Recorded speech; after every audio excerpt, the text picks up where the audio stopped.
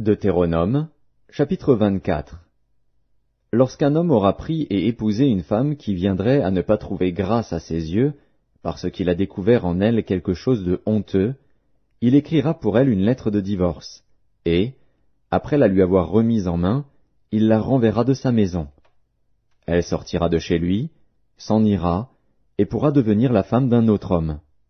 Si ce dernier homme la prend en aversion, écrit pour elle une lettre de divorce, et, après la lui avoir remise en main, la renvoie de sa maison, ou bien, si ce dernier homme qui l'a prise pour femme vient à mourir, alors le premier mari qui l'avait renvoyée ne pourra pas la reprendre pour femme après qu'elle a été souillée, car c'est une abomination devant l'Éternel, et tu ne chargeras point de péché le pays que l'Éternel, ton Dieu, te donne pour héritage.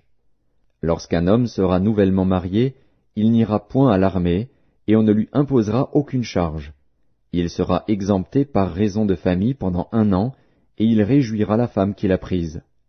On ne prendra point pour gage les 2 meules, ni la meule de dessus, car ce serait prendre pour gage la vie même.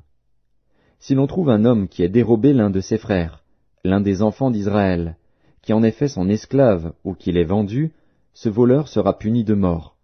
Tu ôteras ainsi le mal du milieu de toi.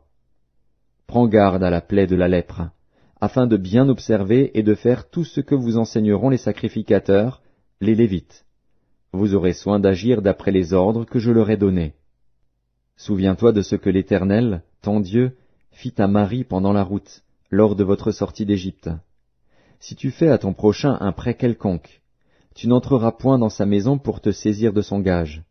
Tu resteras dehors, et celui à qui tu fais le prêt t'apportera le gage dehors. Si cet homme est pauvre, tu ne te coucheras point, en retenant son gage. Tu le lui rendras au coucher du soleil, afin qu'il couche dans son vêtement et qu'il te bénisse. Et cela te sera imputé à justice devant l'Éternel, ton Dieu.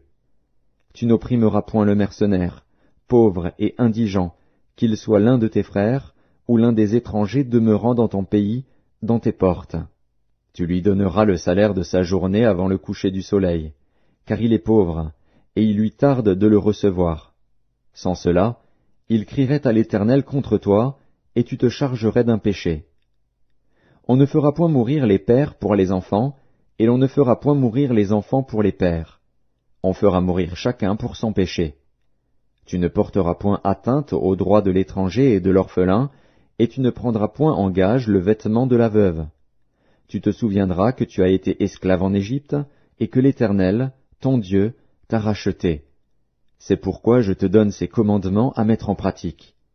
Quand tu moissonneras ton champ, et que tu auras oublié une gerbe dans le champ, tu ne retourneras point la prendre. Elle sera pour l'étranger, pour l'orphelin et pour la veuve, afin que l'Éternel, ton Dieu, te bénisse dans tout le travail de tes mains. Quand tu secoueras tes oliviers, tu ne cueilleras point ensuite les fruits restés aux branches. Ils seront pour l'étranger, pour l'orphelin et pour la veuve. Quand tu vendangeras ta vigne, tu ne cueilleras point ensuite les grappes qui y seront restées. Elles seront pour l'étranger, pour l'orphelin et pour la veuve. Tu te souviendras que tu as été esclave dans le pays d'Égypte. C'est pourquoi je te donne ces commandements à mettre en pratique.